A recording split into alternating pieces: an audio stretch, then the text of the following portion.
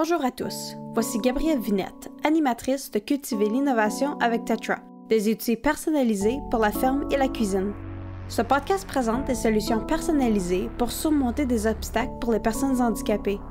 Chaque épisode met en lumière un problème réel et suit les réponses de Tetra. Tetra conçoit des solutions créatives et surmonte des obstacles depuis plus de 35 ans. Ce podcast est une collaboration entre Ingenium, les Musées des sciences et de l'innovation du Canada, la Disability Foundation à Vancouver et la Société de Tetra de l'Amérique du Nord. Pour l'épisode d'aujourd'hui, je suis rejoint par Sam Sullivan, fondateur de la Disability Foundation et affilié à 6 autres sociétés et associations au travers du Canada. Après un accident qui l'a rendu tétraplégique, Sam a créé la fondation dans les années 80 et a inventé Tetra, l'une des sociétés affiliées, en 1987. Merci beaucoup de venir me rencontrer. Merci de m'avoir invité. J'aimerais d'abord vous demander comment vous êtes venu à fonder votre fondation. Eh bien, ça s'est passé graduellement. J'avais déjà créé quelques sociétés à but non lucratif qui devenaient de plus en plus grandes. Et nous avons dû faire face à des problèmes financiers. Nous avons besoin d'une fondation. Nous avions besoin d'une fondation, alors nous avons établi la Disability Foundation. Ça n'a pas été le fruit d'un grand rêve, c'était simplement la solution à un besoin de ressources financières. Comment avez-vous obtenu le financement initial pour la fondation? Au début, nous étions tous sur l'aide sociale. Nous ne pouvions pas faire grand-chose, mais les gens faisaient des petits dons ici et là pour nous permettre de continuer. Nous avons tendu la main à des gens, à des entreprises technologiques, leur disant par exemple que nous voulions acheter un ultra léger au coût de 10 000 Nous nous sommes tournés vers des entreprises et des fondations et avons constaté que des gens étaient prêts à investir dans notre projet. Nous avons dû apprendre à être très créatifs. Aucun gouvernement n'était prêt à financer quelque chose comme un voilier. Ils craignaient des réactions comme avec tous les besoins de la société, est-ce que c'est à quoi servent mes impôts? À l'achat d'un voilier privé? La fondation existe depuis un certain temps maintenant. Quand est-ce que tout a commencé?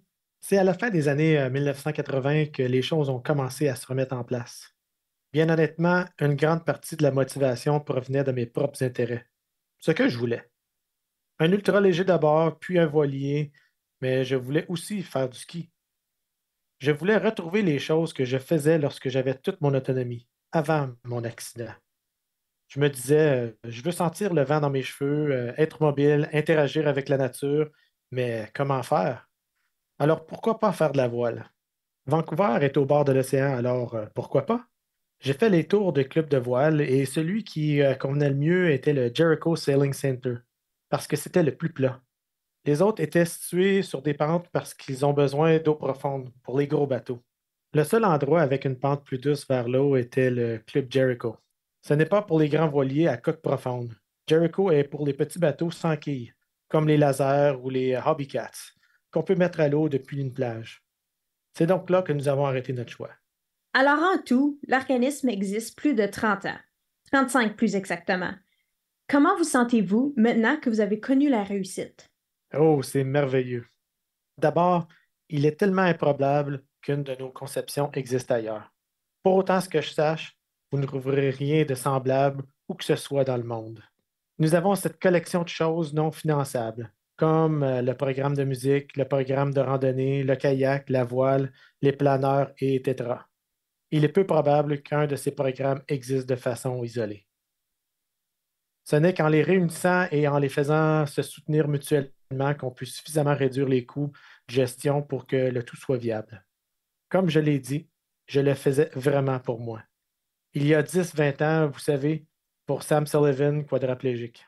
Je me souviens avoir été placé dans un logement social. J'avais des boîtes contenant mes affaires autour de moi. Et je ne pouvais pas ouvrir mes rideaux. J'étais dans l'obscurité, tout seul, complètement perdu. Je ne savais pas quoi faire. Je le faisais donc pour ce gars-là. Pour ceux qui se retrouvent dans le monde, qui sont complètement perdus, qui ne connaissent pas les possibilités qui s'offrent à eux. Et vous savez, pour moi, c'est merveilleux d'être motivé. D'aller dehors, de faire de la voile ou d'aller vers la nature. Je me suis dit, oui, il peut y avoir une qualité de vie malgré un handicap. Vous comptez sur beaucoup de gens qui donnent de leur temps pour soutenir les activités de la Fondation. Comment trouvez-vous ces bénévoles? Nous ne pourrions pas faire tout ce travail sans nos bénévoles. La vérité, c'est que bien peu de gens peuvent nous offrir des chèques. Mais il y a des gens qui peuvent donner du temps et de l'énergie. Et aucun de ces programmes ne fonctionnerait sans ces bénévoles. Regardez Tetra. L'organisme repose entièrement sur des bénévoles hautement qualifiés. Comment cette société affiliée a-t-elle vu le jour? L'origine de Tetra, c'est 3 autres quadriplégiques et moi qui voulions avoir une vie meilleure. Nous ne pouvions pas faire beaucoup d'activités, ce qui nous empêchait d'avoir une qualité de vie acceptable. Mais il nous fallait un nom. J'ai proposé pourquoi pas les quads, ce qu'ils ont détesté. Nous détestons le mot quadriplégique. Je me suis alors souvenu qu'en Europe, on nous appelle des tétraplégiques. Alors j'ai dit pourquoi pas le groupe Tetra? Vous savez, nous sommes 4. Notre nom ne doit pas nécessairement avoir rapport avec la tétraplégie. Nous avons donc réuni notre argent, avons décidé d'aller chercher un ingénieur. J'ai fait des recherches pour savoir ce qui nous coûterait un ingénieur. Et j'ai dû dire au gars, c'est bien plus que la somme de nos chèques d'aide sociale. Le tarif horaire? Oh mon Dieu! Comment nous permettre même 1 heure? Il aurait fallu y mettre un mois entier de nos revenus. Nous avons donc réalisé que nous avions besoin d'une autre approche.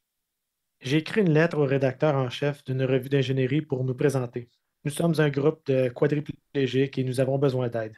Est-ce que quelqu'un serait prêt à nous aider bénévolement ou est-ce qu'un cabinet pourrait prêter quelqu'un pendant quelques heures? Un homme nous a répondu, puis-je vous rencontrer? Il est venu nous voir et a dit, écoutez, je suis à la retraite depuis peu et ma femme va me tuer si je ne sors pas de la maison. Pouvez-vous me donner quelque chose à faire? Je lui ai montré comment je n'arrivais pas à ouvrir mon congélateur. Il est allé dans ma chambre, a pris un cintre, l'a tordu pour le déformer et l'a mis sur la tablette de mon réfrigérateur. Il a ouvert la porte du congélateur et a abaissé les crochets qu'il avait formés et la porte est restée ouverte. Il a révolutionné ma façon de m'alimenter en quelques secondes. Je peux maintenant ouvrir moi-même mon congélateur et en sortir de la nourriture. J'ai alors compris que nous tenions quelque chose de formidable. Puis je l'ai envoyé chez les autres gars du groupe et il a réglé tous leurs problèmes. Alors nous nous sommes dit, nous devons trouver d'autres types comme lui. Ces gens peuvent changer nos vies. C'est merveilleux. J'ai une dernière question avant de terminer.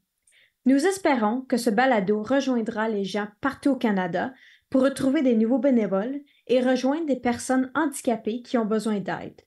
Nous espérons aussi éduquer les gens en général. Y a-t-il quelque chose que vous aimeriez dire aux personnes qui écoutent ce balado? Il est important de faire comprendre que la société a fait du bon travail en assurant une accessibilité de base. Mais la qualité de vie n'est pas au rendez-vous.